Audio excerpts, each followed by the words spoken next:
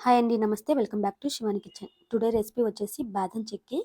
కానీ బాదం పప్పుతో చేయట్లేదండి. వేరుశనగ పప్పుతో చేస్తున్నాను. పల్లి చిక్కీ అనేది నోటికి అతుక్కోకుండా చాలా క్రంచీగా, చాలా టేస్ట్‌గా ఉంటుందండి. పిల్లలు అయితే వీటిని ఇష్టంగా తింటారు. అయితే ఈ హెల్తీ అయిన ఈ స్నాక్స్ రెసిపీ ఎలా తయారు చేసుకోవాలో చూపించబోతున్నాను. అయితే ఎలా తయారు చేసుకోవాలో చూసేద్దాం. ఈ పల్లి చిక్కీ కోసం తురుముకున్న బెల్లం ముక్కాల కప్పు వరకు తీసుకోండి. ముక్కాలు కప్పు వరకు తురుముకున్న బెల్లం తీసుకున్న తర్వాత, నేను ఒక కప్పు వరకు పల్లీలు తీసుకుంటున్నాను. మీరు పల్లీల ప్లేస్‌లో బాదం పప్పులు కూడా తీసుకోవచ్చు. ఇప్పుడు ఒక కప్పు వరకు పల్లీలు ఒక ప్యాన్‌లోకి తీసుకున్న తర్వాత, మంటని లో టు మీడియం ఫ్లేమ్ మీద అడ్జస్ట్ చేసుకుంటూ, కంటిన్యూయస్‌గా కలుపుకుంటూ, పల్లీలు బాగా చక్కగా వేయించండి. అస్సలు మాడిపోకుండా మంచి సువాసన వచ్చేంత వరకు, అలాగే పల్లి ఈవెన్‌గా వేగేంత వరకు మధ్య మధ్యలో కలుపుకుంటూ, ఈ విధంగా పల్లీల్ని వేయించి తీసుకోండి. ఈ పల్లీల్ని ఒక ప్లేట్‌లో తీసుకొని చల్లారనివ్వండి. ఇప్పుడు నేను ఒక 10, 15 బాదం పప్పుల్ని ఒక ప్యాన్‌లోకి తీసుకొని 1 టేబుల్ స్పూన్ దాకా నెయ్యి వేసుకొని వేయించుకుంటున్నాను. ఈ బాదం పప్పు అనేది పైన గార్నిష్ కోసం పచ్చివి కూడా వేసుకోవచ్చు. కానీ ఇలా వేయించి తీసుకుంటే ఈ బాదం పప్పు కూడా మనకి క్రంచీగా తగులుతూ ఉంటుంది. చాలా టేస్ట్‌గా ఉంటుంది. అందుకోసం ఇలా వేయించుకొని పక్కకు తీసుకున్నాను. ఇప్పుడు ఈ చల్లారిపోయిన ఈ పల్లీలకున్న పై పొట్టుని సెపరేట్ చేసుకోండి.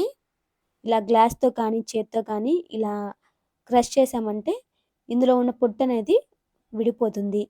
ఇప్పుడు పొట్టుని అలాగే వేరుశనగ పప్పుని సెపరేట్ చేసేసుకోండి. ఇలా జాలి గంటలోకి పల్లీలు వేసేసుకోండి. ఇలా మనం జల్లించుకున్నామంటే పొట్టనేది కిందకి వచ్చేస్తుంది. పల్లీలనేది సెపరేట్ అయిపోతుంది.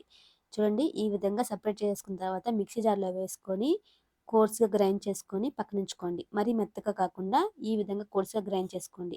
ఇప్పుడు అదే ప్యాన్‌లోకి ముక్కాల కప్పు వరకు బెల్లం తీసుకొని మంటని లో ఫ్లేమ్‌లో ఉంచి బెల్లం కరగనివ్వండి. ఇందులో వాటర్ వేసి బెల్లం కరిగిచ్చి తర్వాత పాకం తీస్తే కాస్త లేట్ అవుతుంది. అంతేగాని దానికి ఏం డిఫరెంట్ ఏం లేదండి. బెల్లం కరిగిన తర్వాత ఒక టేబుల్ స్పూన్ దాకా నెయ్యి వేసుకోండి. ఫ్లేవర్ బాగుంటుంది.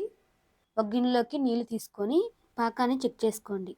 పాకం అనేది ఉండకడుతుంది కానీ సాఫ్ట్‌గా ఉంది. అయితే ఇది లేత తీగ పాకం.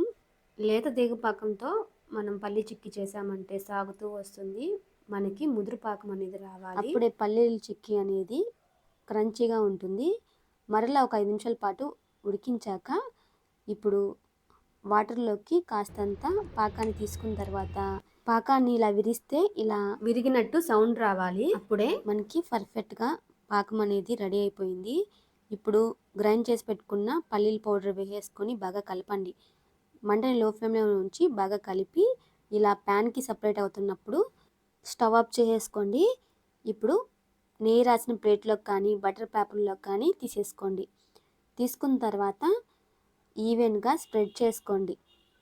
మరీ గట్టిగా ప్రెస్ చేస్తూ అనకుండా పైనే ఈ విధంగా 1 ఇంచ్ మందంతో ఉండేటట్టుగా చూసుకోండి. ఇప్పుడు కాస్త చల్లారిన తర్వాత కత్తికి కాస్త నెయ్యి రాసి ఇలా కట్ చేసుకోండి. మీకు నచ్చిన షేప్‌లో కట్ చేసుకోండి. ఇలా కట్ చేసుకున్న తర్వాత దానిపైన మనం వేయించుకున్న బాదం పప్పుల్ని ఇలా గార్నిష్‌గా పెట్టేసుకొని పూర్తిగా చల్లారిన తర్వాత ఇలా తీసేసుకున్నామనుకో ఎంతో క్రంచీ అయిన పల్లి చిక్కీ రెడీ అయిపోయింది. పిల్లలకి రోజుకొకటి పల్లి చిక్కీ అనేది ఇవ్వండి. ఎంతో హెల్తీ అయిన పల్లి చిక్కీ చూశారు కదా! ఈ వీడియో నచ్చితే లైక్ చేయండి.